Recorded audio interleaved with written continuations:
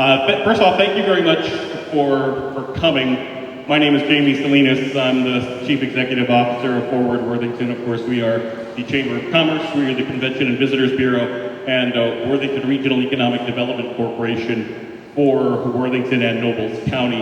And this is just another new event that Forward Worthington is coming out with. We're trying to bring out a lot of new stuff that bring it to the business community.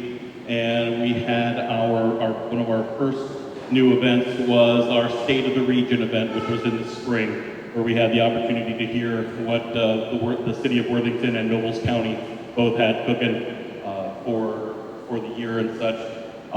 This event, thank you very much for attending, wanting to shine the spotlight on agriculture, because we all know it's a huge part of our region, and it's good to let everybody know, let everybody know what's going on in the world, especially for those folks that are not immersed in it, like many people are in our region. We're going to have a couple of presentations and a panel.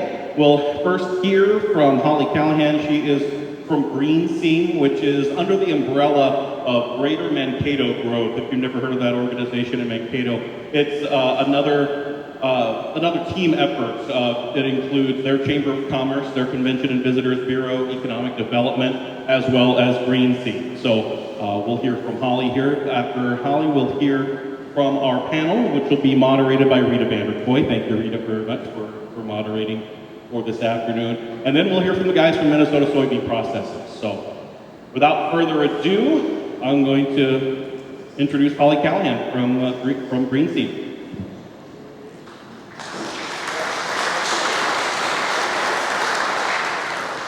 Thank you, Jamie, and thank you, Forward Worthington and Chris for having me. I'm just going to use my computer here for kind of keep my place. Anyone familiar with Green Seam? Anyone heard of Green Seam before? A couple of us. Okay, I'm happy to share more about that with you. I'm Holly Callahan. I'm our Economic Development Coordinator at Green Seam. I've been there for about 2 years. I work with our committees, our programs, different outreach work that we do. So for our, I have about 20 minutes to be here with you guys, and during that time, I'm hoping to impart kind of two main things. I want to kind of help you discover what Green Seam is and why Green Seam is here in southern Minnesota and northern Iowa. Then also, more importantly, I want to dive into what's the real significance of food and agriculture in southern Minnesota. And this is an agribusiness town, so I have a feeling that I'm preaching to the choir already. So let's start with Green Seam. So Green Seam is an economic development coordinator. I'm the economic development coordinator. It's an economic development organization serving food and agricultural industries in southern Minnesota and northern Iowa. So we were developed in about 2015, 2016 as a result of a few years of looking back at the Great Recession of 2008, 2009. There was a realization among several food and ag businesses in south central Minnesota of, the Great Recession put took many people's standard of living down a few notches around the country, but we just didn't quite see that happen in southern Minnesota and northern Iowa the same way it might have in even other parts of the Midwest, like Indiana or Michigan. And they started doing some economic analysis on why that was, and the discovery was that food and agriculture are highly resilient industries and fairly recession-proof as well. Discovered that this is really our key competency. How do we lean into this more and continue to future-proof these industries and take them into the future to continue to prosper this region? So this region is kind of a heat map of industry. We don't really have really hard set borders on where the Green Seam region is. It's where this industry cluster exists of about 1,500 to 2,000 food and agriculturally related businesses in southern Minnesota, northern Iowa. And it's both the name of an organization, it's also the name of the region. We want to, one of our key goals is to make this region synonymous with food and agribusiness, the same way Silicon Valley is synonymous with tech, or the same way that Wall Street is synonymous with finance. or Napa Valley is synonymous with one. So who's part of this industry cluster, as we call it? When you think food and ag, we immediately think of what happens in the field and agriculture. But the industry cluster is an ecosystem of interdependent businesses. And of course, it starts with this awesome soil that we have in this super productive agricultural region.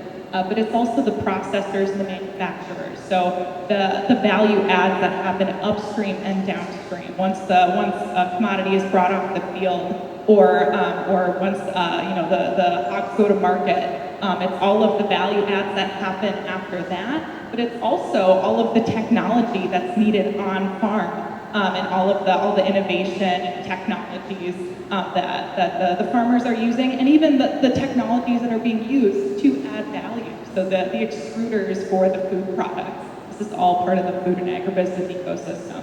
It's also the professional service providers, the banks and the CPAs and the law firms that have to specialize in food and agriculture. There's certain know-how and there's certain specialty to the services they offer these industries. It's also the transportation, the logistics, the warehousing, the energy providers, the educators, the researchers, the nonprofits, even the governments and the rural communities. These are all the pieces of this ecosystem.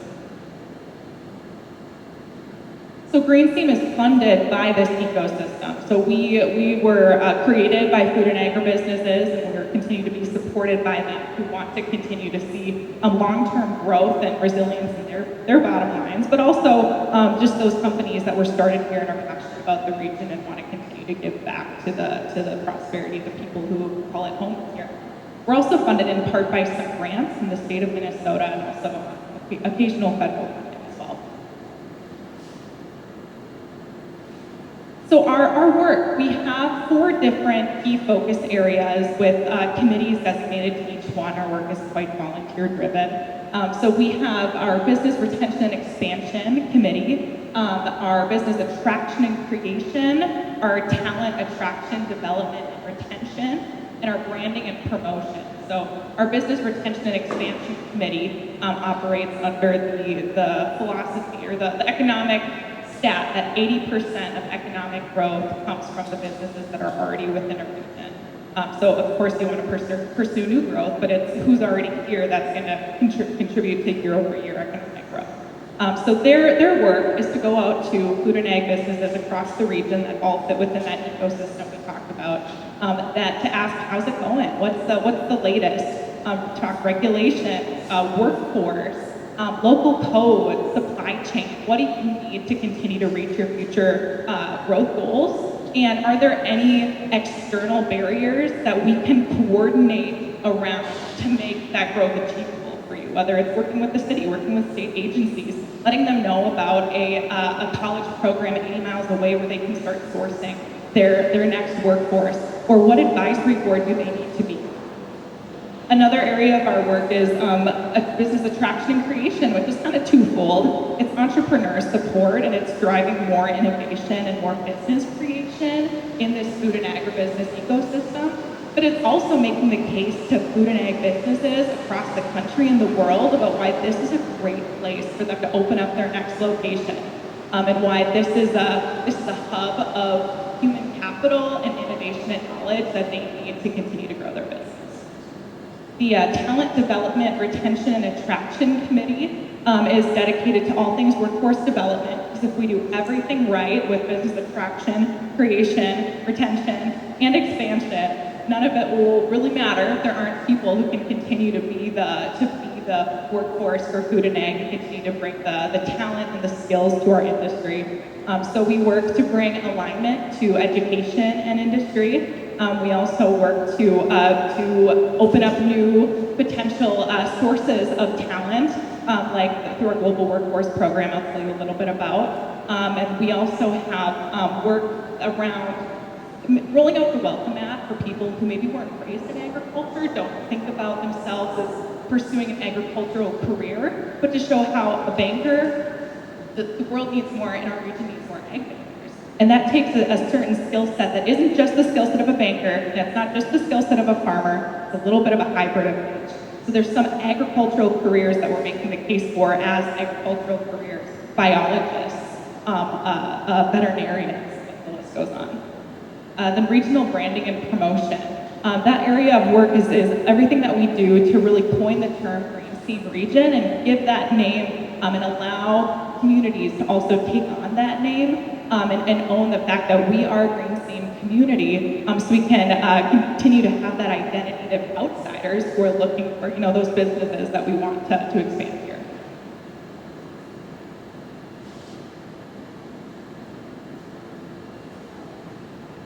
So part of our business retention and expansion work is an annual survey. It's called the State of Ag Survey, so kind of similar, not to give brand confusion with this event here, but that's an annual statewide food and agricultural survey just for the state of Minnesota. This is one of the things that we do that doesn't include our northern Iowa neighbors.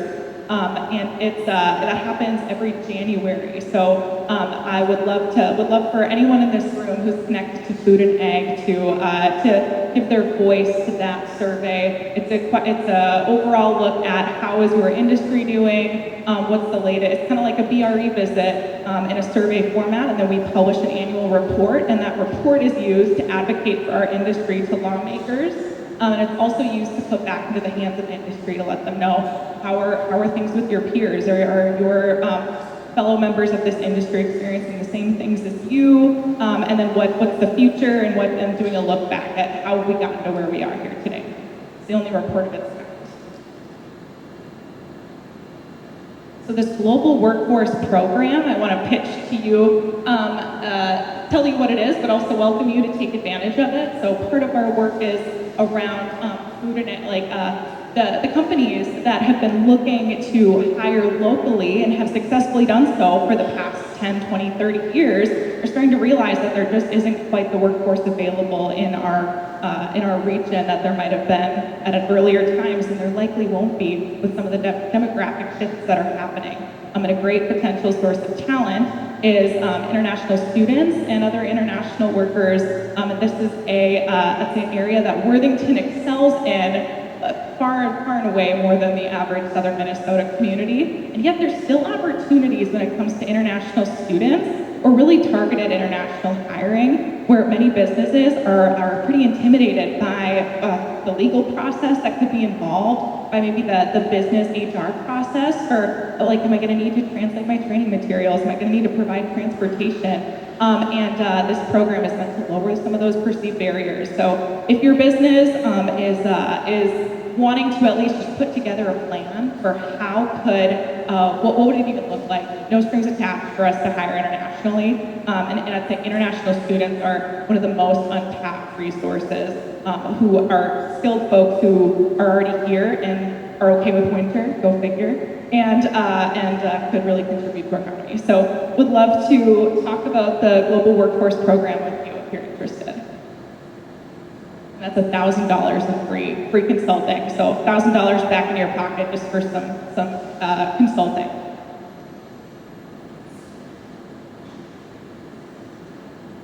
Okay, let's talk more about the impact of ag here in Worthington, now that you kind of know what Green Seam is and what we're all about.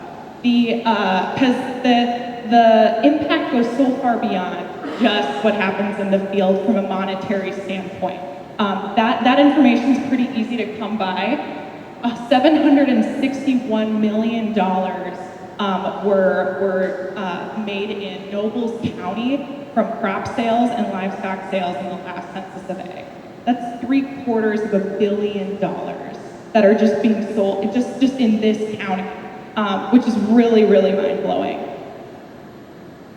The key industries, and I had wrongly assumed that I'd be able to blow this up, so I'm going to get a little bit economic on you here. The location quotients are a key way that municipalities, regions can measure their performance in different industries and their kind of unique competencies regionally.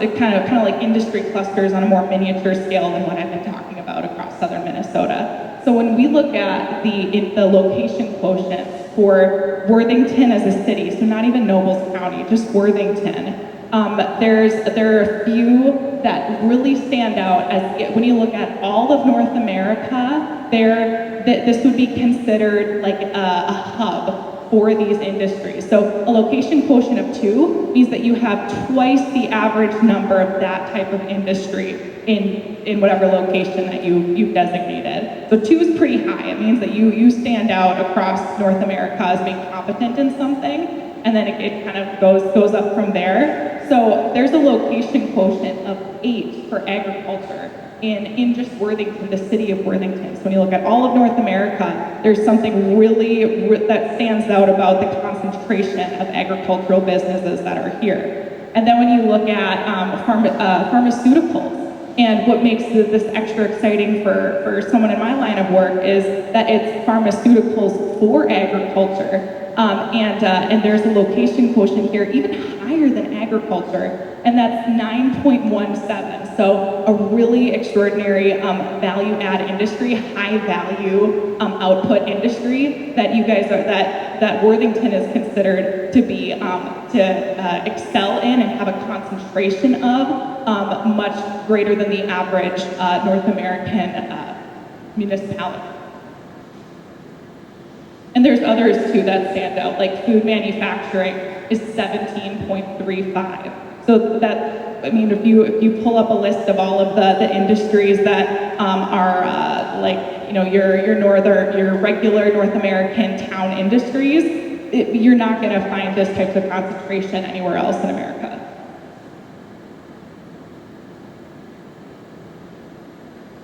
So what does that mean in like our day-to-day? So it's like, great, we have these businesses, like, I don't work for that business, why do I care? And so this is kind of the purpose of our work, is what's the impact that we all get to enjoy because of food and agriculture in our communities?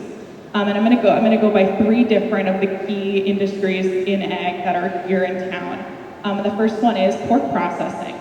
So 2,200 jobs. That's a lot of wealth right there, but it doesn't stop there. It doesn't stop with just what's happening inside the plants or the people getting their paychecks there, because there's a ripple effect. For every one pork processing job, there is another job created outside of pork processing. So it doubles because of the dollars that are being brought in and the kind of the whole supply chain that needs to gather around the pork processing that's here in town. So a 1-for-1. There are 2,200 jobs in addition to the 22 that are at the plants. And then wealth creation. There's a 2-to-1 wealth creation. So ratio. So for every dollar that is made by the pork processing plant, there's 50 cents that are also injected into the local economy because of the types of like local purchases and other kind of ripple effects of those sales that are happening. And then there's the vet pharmaceutical manufacturing that's happening locally, which makes up about 200 jobs. And this is a 2-to-1 job creation ratio. So for every 2 folks working in vet pharmaceutical manufacturing, there's 1 job created. But these are very, the economic impact from an economist perspective is like, this is great, let's get 10 of these, because the average salary for these types of businesses is over $100,000. The average, that's not the median, that's not the mean, or that is the mean, that's the average salary is still over 6 figures. That's really incredible. Food packaging manufacturing makes up 250 jobs locally. And this one was really exciting to research. It has a 3-to-1 job creation ratio. So pork processing, that's really dramatic. I'd say that it's a 1-to-1 job creation ratio. Like that's pretty rare. That's exemplary. 3-to-1 is still really good. So for every 3 jobs in food packaging manufacturing, there's another job created. And there's multiple patents here locally too because of this industry. So on a global scale, there's global innovation that's being valued and purchased by companies and people around the world, and that those IPs are owned here in Worthington. Let's see, that covers it. So ultimately, that all shows up on our Main Street. Those are tax dollars that get to make these awesome downtown renovations to the roads. Those are what goes into the schools. That's what gives us our parks. Those are our chamber members who can work together to have a voice in the legislature for our local economy. So all that to say, those three businesses are some of the main employers in town. They're also probably the reason why we get to experience the level of prosperity that we do in southern Minnesota. So I hope you took a little extra pride in your town today.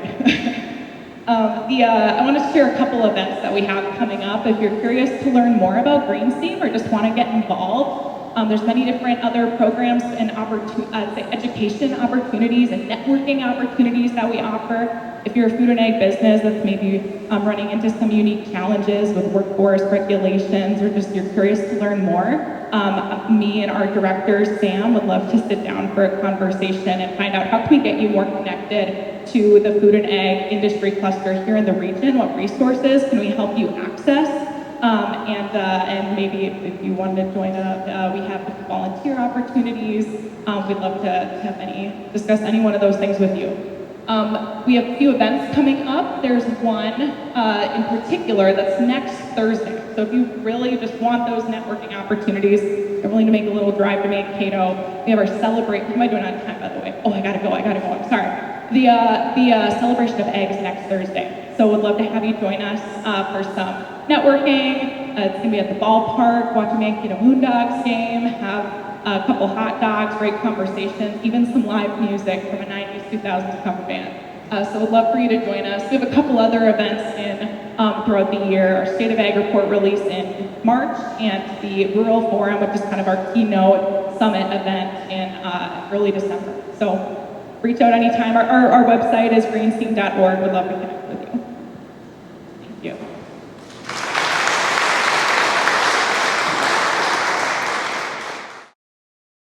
Now, time to move on to our next portion of our afternoon. We have a panel that we'll be talking to here, going to be moderated here by Rita Vanderkoy, and we'll be welcoming Dusty Negebauer, Dave Deere, Jacob Wegg, and Destiny Dominowski to our front table here. Come on down.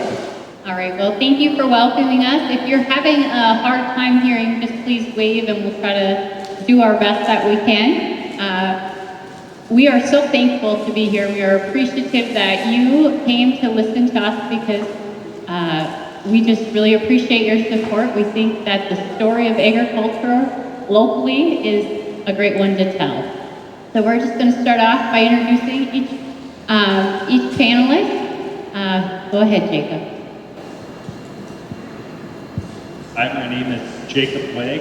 I grew up in Worthington, went to high school here, then went to South Dakota State University and got a 4-year degree in dairy science. After graduating college, I went to work for a company called Big Gain, doing nutrition consulting, and I've been a dairy farmer for the past 7 months. I hope to share with you a little bit and get a little insight of what my outlook on ag looks like. Probably different than the next generation, good, bad, or otherwise, but yeah, if you have other questions, feel free to let me know. Thank you. My name is Dave Deere. I own and operate a feedlot near Rushmore. My wife Ann is a school teacher at the Aderman School, and we have 2 sons and a daughter. I too graduated from Worthington here, and after college, really had no intention of coming back. Did a couple of things after college, and after a year or so, I came back and spent the summer working at home, and decided we kind of were decent at what we did, and thought it was a good place to maybe raise a family someday. And then over 3 years ago now, I like doing what I do for a living, but there are obviously concerns facing day to day, regulations, costs, Labor issues is another thing, market volatility, risk management, animal health, all things like that kind of are facing, questions facing our industry today. So maybe we'll get into that as we get into the question and answer session.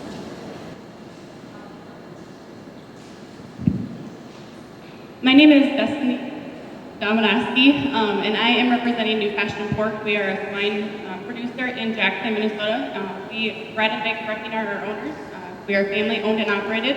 You will see family members in our office, in our barns daily, and so that's a great part of what we do. I grew up on a swine farm as well as row crop, and that's where my passion for agriculture began. So I grew up on a farm just south of Lakefield. As Dave mentioned, never said I would come back home to the area. After I went to school at SDSU, was going to just get away. I didn't want to come back. But here I am today. I'm the Director of Human Resources for New Fashion Pork, and so I deal with a lot of the people side. Have been on all sides of the operation though. And so generally, our frustrations or our complications today is, employees. I mean, like the labor market is hard. We do utilize the TN visa program. So we do bring over some international students from Mexico, and that is actually about 55.6 of our population. And so we do utilize them very well through our attorneys as well. But yeah, besides that, we're dealing with everybody is with markets, exports, etc. We're all in the same boat. Hi, I'm Dusty Negebauer. I'm a fourth generation farmer from down by Bigelow. I grew up right where I live today, and I went to high school in Worthington, attended college, a few different colleges, but I did get a 4 years, so I'm happy to say that. I too, kind of like it sounds here, I wasn't going to come back home to the farm. I worked in the industry, I worked at some cooperatives, I currently sell seed also on the side, raising corn and soybeans, but my passion now, big passion is working on the farm, taking over from my dad. So, like I said, there's a transition there. Kind of one of the struggles that we have going forward a little bit is transitional planning, and kind of those kind of things on how we transition our farms. Also, market volatility. But some bright spots are is we keep raising better corn and soybeans. On the average, we raise better corn and soybeans every year than we have in the past 20. Our yields keep going up. So we can find those uses for our product, whether it be, the soybean oil or the ethanol or the soy foams or any of those things that we can use our corn and soybeans for. That's what I'm excited about. The kids sitting in class right now in high school that want to go and find another use for our corn and soybeans is where I'm excited. All right, so there are introductions. I guess I didn't really introduce myself. I'm Rita Vanderkoy. I grew up in central Minnesota. I always knew that I wanted to be involved in production agriculture, and I was pretty pleased when I met my husband Joe at college and moved down here. So I'm kind of a transplant, but I just want to, so we have a dairy, we have beef, we have pork, and then we have Dusty with the expert in the corn and beans. And we are sitting on a phenomenal crop. Everybody's just kind of holding their breath. If you drive around pretty much any direction, it looks like it could be a record crop. Wouldn't you say, Dusty? Yes. Yeah, from what I've personally walked, when I've looked at customers in our own fields, in our own fields, I think we have potential to be the best crop we've raised around here. It really looks good. Right. So every year we're trying to do a little bit better job. I just want to have you guys talk a little bit on what you think is your competitive advantage. We're always trying to do our best. We're always trying to be better. What kind of technologies are you using? What are you doing to be more sustainable? Just what kind of innovations you're seeing specifically in your industry?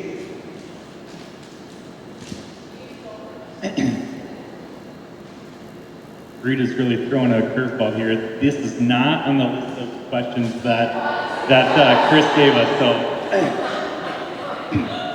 meanwhile, I do not have a notepad of paper. When I was prepping, this shows my technological advantage, maybe, and that's what we're going to what Rita said. The use of artificial intelligence, ChatGPT, if you're not looking at it, using it, asking the right questions into the software, you're missing out. It is an amazing technology that's out there. So that's just one little bit. So I prepped a little bit with ChatGPT.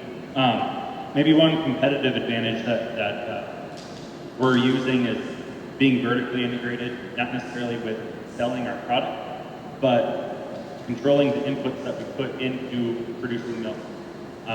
Whether that be growing the corn and soybeans ourselves, growing the feed, but then also with the animals themselves, making sure they have the best care from birth all the way until they come back to being a lactating cow, and then their whole way through.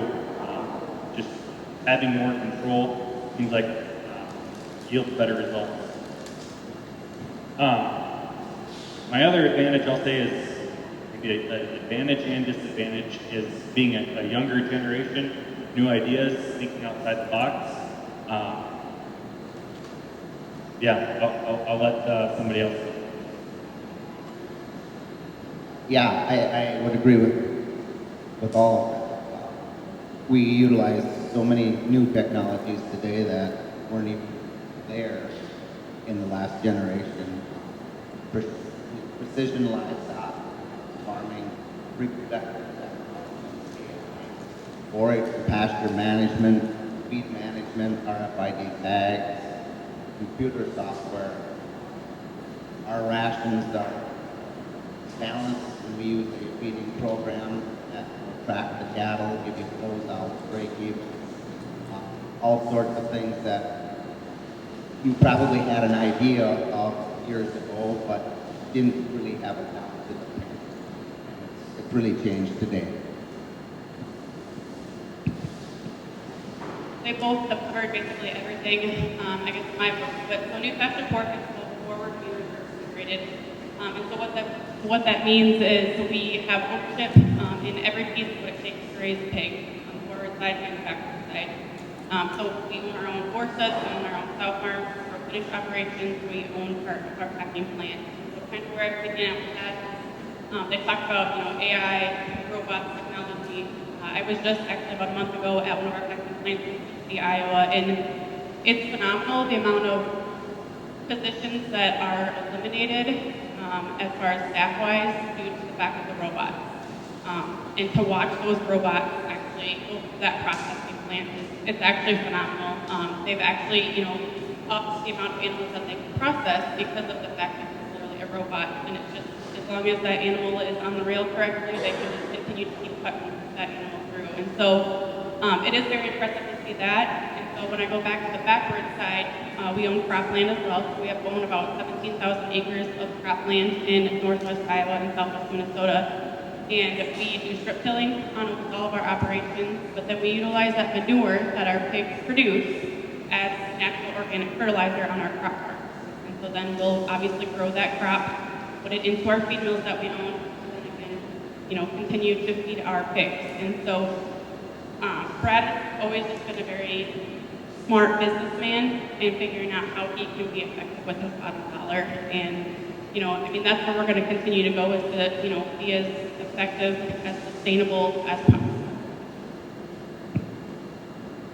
Yeah, I think you guys kind of all hit everything. I'll say one thing on the technology from the crop side. Maybe some of you have seen this, but there's autonomous tractors coming. Tractors that'll drive themselves now. Nobody in the cab, basically run by a remote control. That's coming in agriculture. It's here quickly. I think some people around this area in Nobles County have actually utilized that equipment on some demos. Also, a big one for me, being a corn and soybean farmer and on the state soybean grower board, I don't think I mentioned that before. I'm one of the representatives on our state board. I'm Nobles County's representative. Is the See and Spray technology from John Deere, Raven, all of them have it now, but that's coming too. So what that See and Spray is that actually there's cameras on the boom that will see the weeds, and it'll turn on, turn off within about a 6-inch-ish to a foot-ish area and spray just that weed. So we're no more covering all 80 acres anymore. We're going to cover, basically the data shows that about 11% of our acres are going to be covered. So we're going to do spot management, which is awesome from everybody's side, but when we go to Washington, we go to legislature, we talk to people that aren't from the agribusiness communities, right? We talk to people in Minneapolis, we talk to people that don't know what we do out here and they think we kill them, or trying to kill them, and we're not. We can tell them, hey, my grandfather used to use gallons an acre of product. We're today using ounces per acre of product, and we're only spraying 11% of our acre. So I think that's huge as far as technology goes, where we're going. Yeah, those are great examples, Dusty. So now you guys have heard some of like the technology and innovations. Does anybody have any questions for us at this time? Otherwise, I got a whole bunch more questions, Jacob. All right, is everybody able to hear? Okay, all right. Another thing that we just wanted to talk about is you have to have something that drives you to get out of bed every morning. You have to have your why. And all of you are college graduates. You could probably be doing something that's maybe 8 to 5, a little bit more. And what drives you? What motivates you? Why do you do the things that you do? Why are you involved?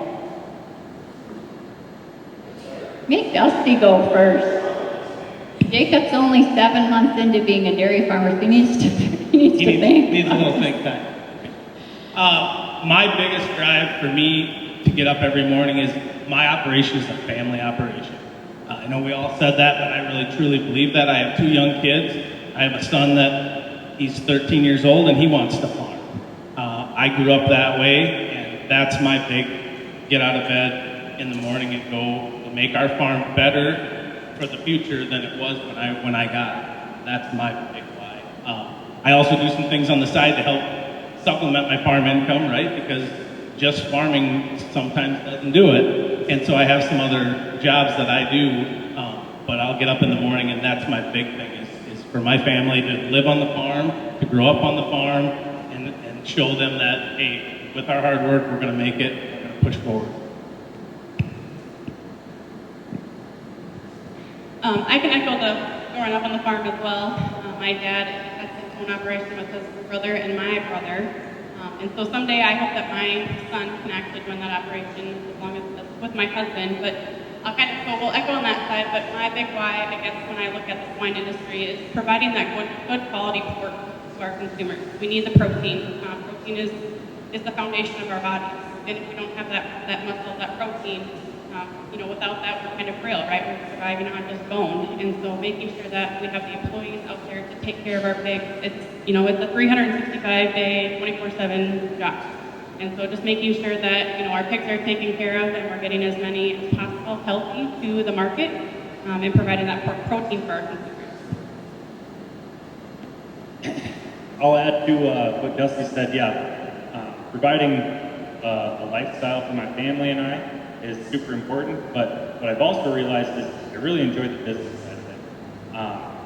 Providing an environment for employees to enjoy, they show up to work, they provide for their families, showing up to work, finding more ways to be efficient is a great way I like to spend my time and what I like thinking about.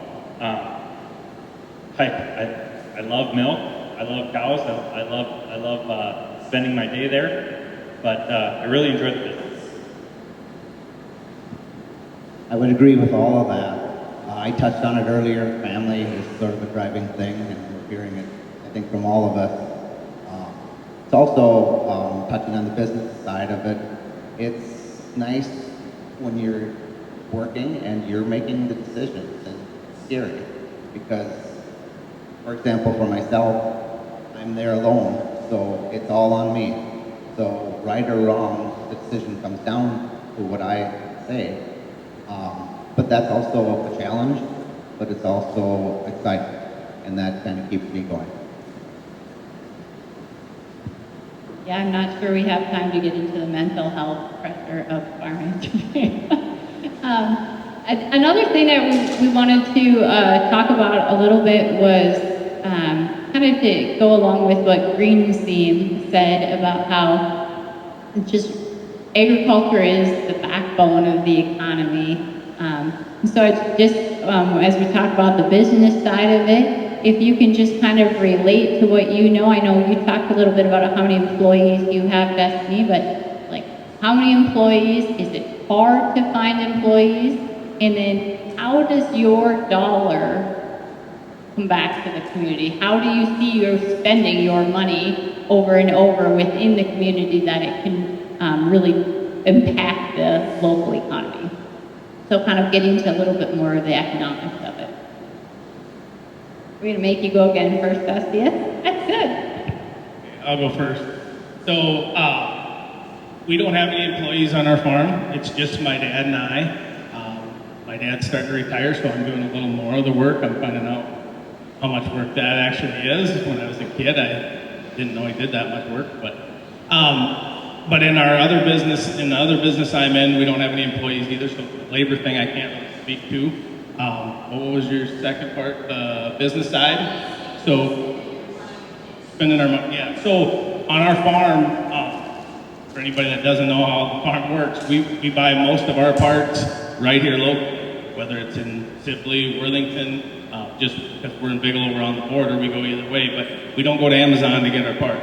I've never ordered a farm part on Amazon. So we're spending all that money back in the local community for parts. We're buying most of our equipment locally as we can. We're selling our grain locally to local elevators, processors, so that money's all getting spent back here as far as on the corn and soybean side. So like I mentioned, New Fashion Pork has about 400 employees, and we are spread across 7 different states. And so our mom pigs are raised throughout the outside of those 7 different states. So we're in Wyoming, South Dakota, Minnesota, Iowa, Indiana, Illinois, and Wisconsin. And so we raise the moms there that have the babies, and then those babies actually come back here into southwest Minnesota, northwest Iowa, utilizing our crops, right? We want to make sure that we're utilizing our crops here. We don't have to haul the grain far.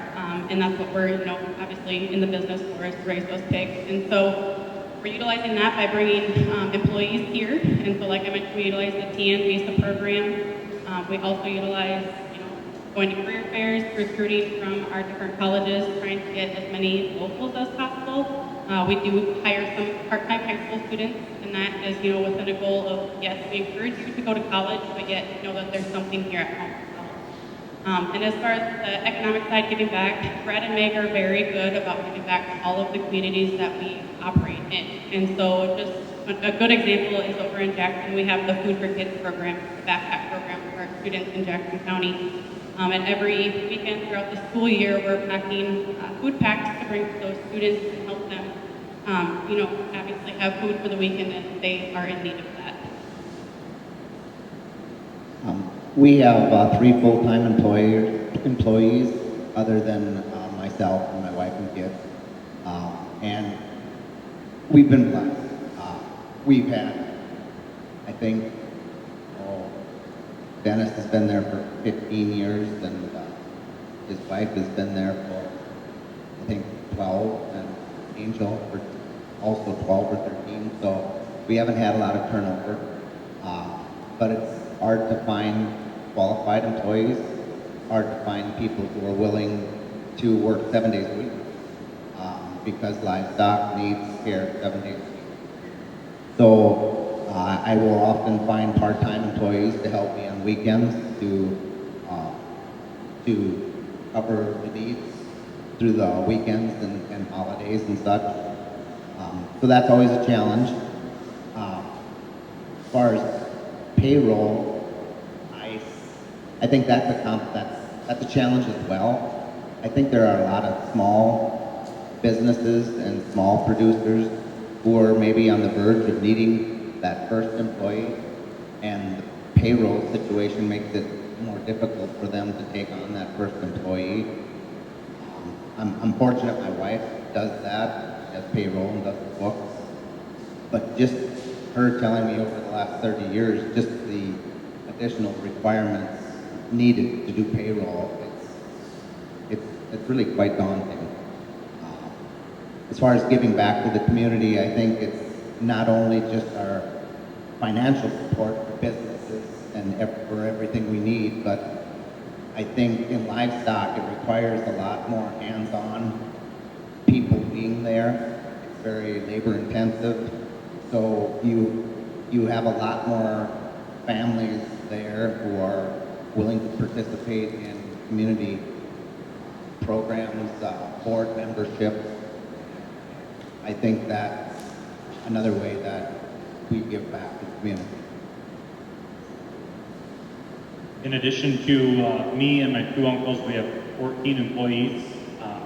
Like these guys said, agriculture is 7 days a week, but on the dairy side, it's 24 hours, 7 days a week. I'll say that, yes, there's many challenges when dealing with employees, but there's also a lot of opportunity too. A lot of these guys spend more time at work than what they do with their family. So creating a good, healthy work environment is one of them business things that it's fun to look into and to improve, constantly try to make their job more efficient, retain those employees. As for a timeline, I think we've had one employee that's been with us for 30 years. So I think that says a lot with how the culture on our farm is. Also, there's an employee that has been there for 2 days. Yes, it's hard to find good, qualified employees, but we had somebody show up one day that she said, "Hey, I'm looking for a job." I said, "Okay." That means, and she started that day. And so I have nothing bad to say about, we rely a lot on immigrant labor. These guys work hard. They show up every day, ready to work. We're super blessed with the employees that we have. So this is about our 5-minute warning, and I got one question yet, but we have a question there. Go ahead. Thank you. Yeah, thank you. We talk about qualified employees. Can you talk about what some of those qualifications are like to work in your operation or your farm? Okay, the question is about qualified employees. What qualifications are we looking for? What is necessary for you to hire someone? Yeah, so in relation to the immigrant employees that we have, honestly, a lot of these guys have elementary education. It's tough for them to read and write, but that doesn't take away from how hard they're willing to work. And being able to show them and speak in their native language is important too, but showing them the importance and explaining why is super important. We can train a lot. And I would agree with that. My main guy, I would say 8th grade was probably as far as he went, but you have to also remember where some of these people are coming from. There wasn't a lot of opportunity there. That being said, he can tear apart an engine, he can rewire your house, he could build anything, he can fix anything. He's probably one of the most intelligent people I know with an 8th grade education. So through the TN visa program, they actually have to have a degree coming from Mexico. And so most of the TNs that we get from Mexico are veterinarians by trade in Mexico. So that would be a qualification for them, for us to be able to come through the TN visa program. Now, if they're already domestically here, they have valid credentials, they don't need any education. Quite frankly, we actually say that if you have no experience, it's easier for us to train them, because then we're training them how we want them to do things, not of, well, company XYZ told me to do it this way, or I grew up doing it this way, and this is how I'm going to do it. Well, we're going to do it the way that we do it here at New Fashion Pork. So domestically, there really would be no credentials that would be needed or expectations, but just going through that visa program, they have to have that. Are there any other questions? Yes. So we work in workforce development specifically with youth. What would you suggest that we introduce them to? We promote a lot of careers in welding and diesel tech. We help them with their CDL. We're doing a lot of mechatronics so that they're able to work at the production line in these manufacturing companies. But what are we missing? I'll try to repeat the question. So she's saying that she's working within kind of developing the pipeline of good employees and people that can weld and people that can build and people that can fix and people that can drive with a CDL. And what are we miss? What she's asking, what is she missing? I don't think you're missing a whole lot. I think you're doing everything. I think you're doing everything right. And one of the stats earlier is that Nobles County is, I forget the index, 8 or 9 in agricultural knowledge base. I'd say that's a huge shout out to our high school educators sharing that information with them. I guess I would just push more job shadowing. Especially like that's what we provide internships at New Fashion Work, and that's kind of that's what an internship is for, right? Or a job shadowing is for, is to help these students find what they like or what they don't like. So they're not going to college and wasting that time, getting a degree and then, well, this isn't anything that I want to go into. So I guess I would say pushing the job shadowing, and I'm pretty sure all of us will be open to having students on our operations. Did that answer your question? Yeah. Was there one more question over here? Maybe it was the same. All right. How much time do we have, Chris? 3 or 4 minutes. All right. The last parting thought, and we don't have very much time. What do you see as the future of agriculture in this area? What do you think is going to be the driving forces? What's going to change? That's a tough one. Otherwise, Dave, I don't know, you might want to scan your yellow legal pad. Did you know that the entire Ochita Dairy runs on a yellow legal pad? It does.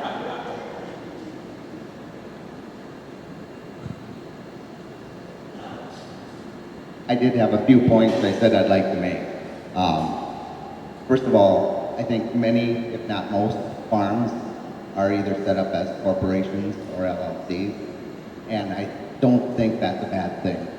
I think sometimes that might get a bad rep in the media or other places, but I do feel that most of those entities are family owned and operated, and they're probably set up that way for tax planning or succession planning.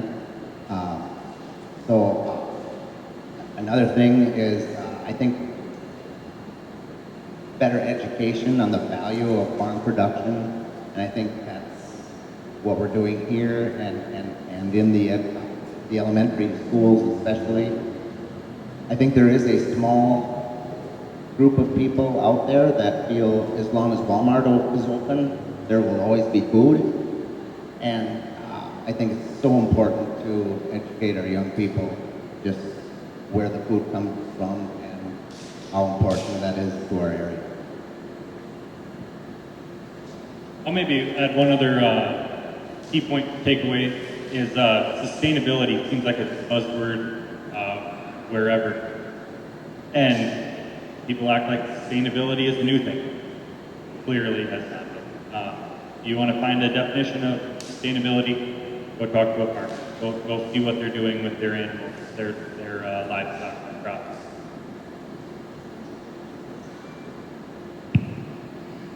I guess I'll say, the company I sell feed for, the studies they've done and just studies in general, that by 2035, 20% of the farmers today are going to be running 80% of the acres. Okay, so our farmers are going to get larger. Okay, we're going to consolidate. That looks like the future of agriculture. There's going to be a lot of consolidation or growth by the right operations.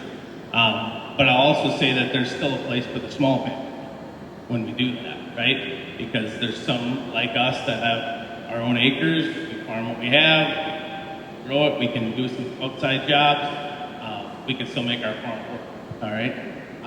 And the other plug I'm gonna put in, just because I'm on the state soybean growers board, is for anybody out there that's not a member of the Minnesota Soybean Growers Association or Corn Association, I'd encourage you to be a member. And you can be a business member, you can be a personal member. That just gives us the voices in Washington with our ASA groups and our state organizations. The more memberships we have, we get another seat on the ASA, another voice in seat at the table. All right, well, thank you very much for coming and listening, and we hope you learned a lot, at least a little. And if there are any other questions that you want to direct, I'm assuming we're all available afterwards if you want to corner one of us. A big thank you to Forward Worthington, to Chris, to Jamie for inviting us here today.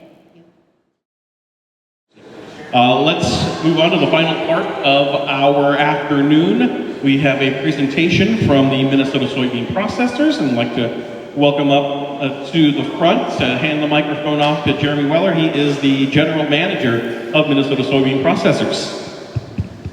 Not for him.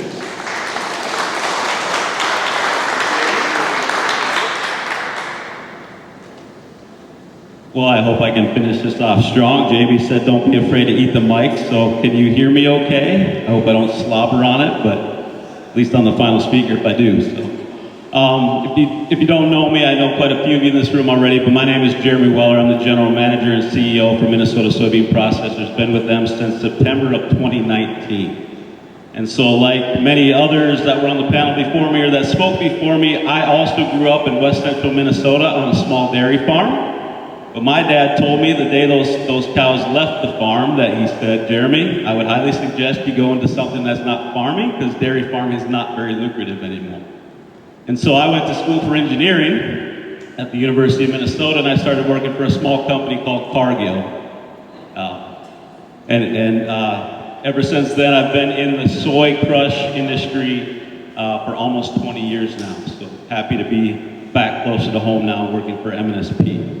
If you don't know who MNSP is, we are a farmer-owned cooperative located up in Brewster, Minnesota that crushes soybeans and turns that into soybean meal and soybean oil as well as biodiesel.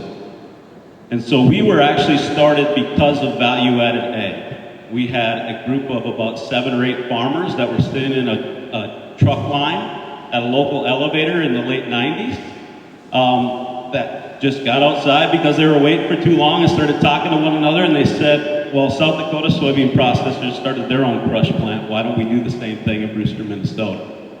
And so at that point in time, those group of farmers went to SDSP to get some help to raise funds to build the crush plant in Brewster. And in early 2003, the crush plant was built, and they were crushing soybeans at that time. In 2005, they were approached by the state of Minnesota to build the biodiesel portion of the facility. Minnesota was looking to do a biodiesel mandate, wanted to blend more biodiesel into the diesel fuel in the state, but we didn't have a plant here. And so Minnesota Soybean Processors built that, started that up in 2005, has been making biodiesel ever since. So predominantly, we usually crush over 38 million bushels of soybeans every year. Our capacity is actually about 42 million bushels. To put that in acres, if you take the average yield across the U.S. for soybean acres every year, that's just over 700,000 acres of soybeans that come into our facility and get turned into meal or oil. If you put that into an economic number, if you look at what soybean prices are today, and the farmers in the room probably don't like that, just like I don't. I wish we were back to 2 years ago where they were $15 to $16 a bushel. But right now they're $10 a bushel. So if you take 42 million bushels, multiply that by $10 a bushel, that's over $400 million that we collectively as MNSP put back into our local economies. And all of our soybeans, the last time I looked at where we're procuring our soybeans from, we actually procure 100% of our soybeans within a 50-mile radius of our facility. So if you take and draw, it's not a perfect circle around Brewster, but it's pretty close. That $400 million is going into a 50-mile radius of our facility. And a lot of those farmers are near Worthington here. If you take a soybean, 80% of that soybean is soybean meal. We predominantly in the past have crushed for soybean meal. You're starting to see a change in that as renewable diesel, sustainable aviation fuel, biodiesel for us becomes a bigger and bigger thing. We're now starting to crush just as much for the oil as we are for the meal. But when you crush a soybean, 80% comes out as soybean meal for us. A third of that meal goes into our local truck market. And that's either other elevators that are feed mills that are blending that to feed for livestock, or it's going directly to the farm. It's actually about a 50-50 split the meal that comes out of the facility either goes directly to a farm or goes to an elevator, which eventually makes it to a farm. Predominantly our area, for obvious reasons, into pork is a big one, but poultry is also another big one for us locally here. The other 2/3 of it we send out by rail, and it goes on the Union Pacific Railroad, and they have a far reach, especially west of the Mississippi. And so a lot of our meal will actually go to the southwest United States, again, to feed poultry and some dairy cattle. And so, but we also send a lot of meal to export. Some of our meal goes to Mexico, some of our meal goes to Canada to feed their pork industry mainly, and some of their poultry industry. But we also send some up to the Pacific Northwest, and that's becoming a bigger and bigger thing as there's so much soybean meal on the market today, we'd have to find export for it. That's likely to be the growth area that we see in the U.S. is out of the P&W. So look for that soon. The oil that we produce, which is 20% of the bean, about 50% of it we sell as refined oil. So we basically take the contaminants out of it and we sell it to other people who are either going to turn it into food grade oil or are going to turn it into fuel like renewable diesel or sustainable aviation fuel. The other 50% to the tune of about 38 to 40 million gallons a year we produce into biodiesel locally at the facility. We can't sell directly to a farm because we're a producer, it has to be blended. So most of our fuel actually either gets picked up by truck to go to the local convenience stores. People are blending it and then bringing it right to the gas station. Or a lot of our fuel goes up to what's called like the Magellan terminals, which is the rack where the fuel stations will pick their fuel up from. We deliver a lot of our fuel up to Mankato, Fargo, that area, and it gets blended with the diesel fuel, and then the local stations pick it up from there. Number of employees, I know a lot of people talked about that, and that's honestly been, at least when I joined M&SP, was probably our biggest struggle, was finding employees and number one, keeping them. Our turnover rate, I remember the day I joined M&SP, was over 46%. And so not only finding people was tough, but keeping them was even tougher. And I'm happy to say for the last 6 months, we've been over 95% staffed, and our turnover rate is now down to less than 17%. And the way that we've done that is, as some other people already brought up, is you take care of your people, right? You treat them as human beings. You not only take care of them as an employee, but you take care of their families. And so creating the right culture at our facility has really been key to that. And I know Bill's sitting in the back room there. He's our HR manager, so he's had a lot to do with that. So I'd like to give him a hand as well.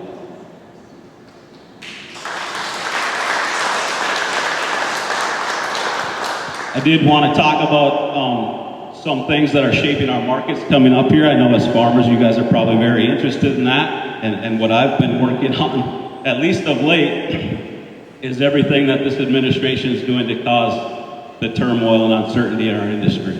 So fighting for tariffs, number one. We obviously sell a lot of meal to export. It's difficult for us to do that with tariffs that are in place. Also tariffs that affect our soybean markets, right? If we don't have an export market for our soybeans, that's very tough for the farmer. Also makes it tougher on a processor like us because we got to export the meal, and if we can't do that, neither one of us is benefiting from that. The other one is the Farm Bill. There's some stuff in the Farm Bill that's important to us as M&SP, but because we're a farmer-owned co-op, the Farm Bill is really important to farmers. And so we've been fighting for that tooth and nail, and we're finally seeing some movement on that, thankfully. But the other two things that's important to us that's really shaping our industry specifically right now, we expanded the crush industry across the U.S. by almost 30% over the last 2 years. And that was in response to the boom of renewable diesel and SAF. Because of some previous federal policies, the soybean oil market started to lose its share of that fuel market because imported feedstocks started to come into the country because they got a better carbon intensity score than soybean oil, because farming gets a bad rap when it comes to carbon emission. I'm in the camp of U.S. farmers shouldn't be held responsible for that because they've been farming sustainably for well over 40 to 50 years now. If you look at the amount of acres that the soybeans and corn come off of every year, that's actually less today than it was 30 years ago. And we're actually producing more. And so you want to talk about sustainability. It's been very little land in the U.S. turned into farming and row crop production. Then in the U.S., than there has been compared to any other country in the world. So we should be proud of that, and we shouldn't be penalized for that.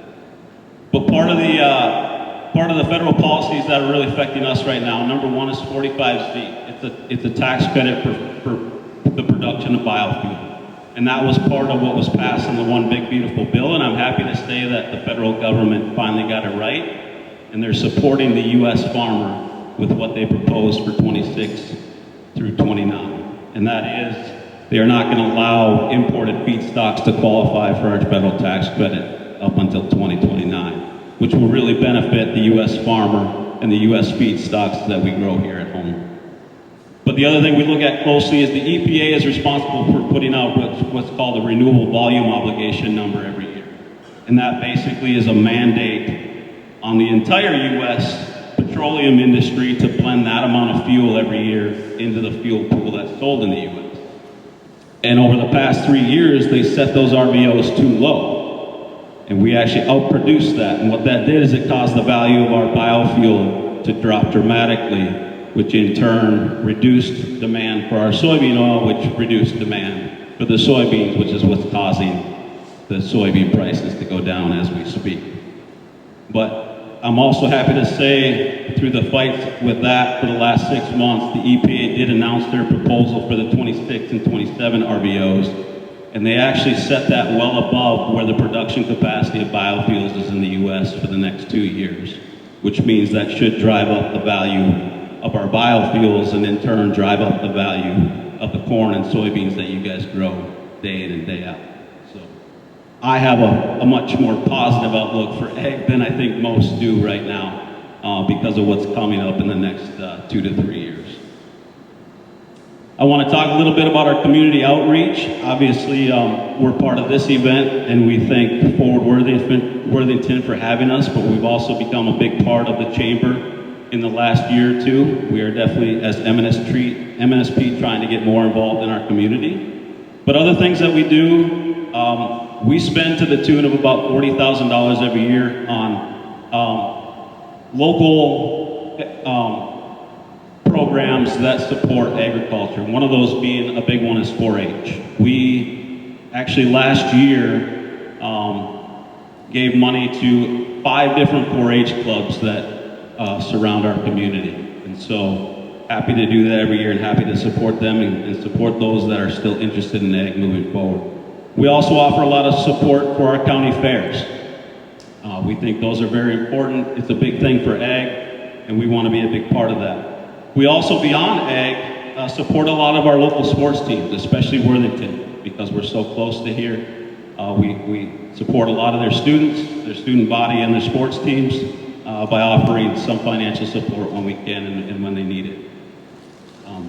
Outside of that, I want to go back to employees a little bit, because one of the things we had to do, because locally here we couldn't find enough employees, especially qualified employees that do what we do day in and day out. And when I say qualified, I don't mean higher education or anything like that. We literally have people that don't even have a high school degree that work at our facility because we can teach them to do what we do. Almost everybody doesn't know what a crush plant does, and so we like to teach them from the ground up.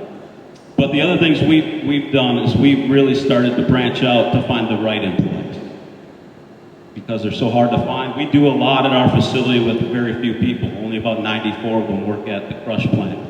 That crushes 42 million bushels of soybeans a year. That's not a lot of people. But last I checked, we have over 30 communities that our employees travel from to work for us each and every day. And so we have a big swath of where our dollars and cents that we pay our employees get put out in the community in 30 different. I think I asked Bill before I got up here, what's our monthly payroll? Our monthly payroll at our facility is almost $600,000 a month, going directly to our employees, going directly to their communities, going directly to their families. And so we're pretty proud of that fact. And I'm excited to see and continue to do what we do going forward. So with that, I'll open it up for any questions you may have specifically for me, if you have any. If not, I did leave some cards on the back table over there. You're welcome to contact me at any time if you have any further questions. So appreciate the time. Thank you.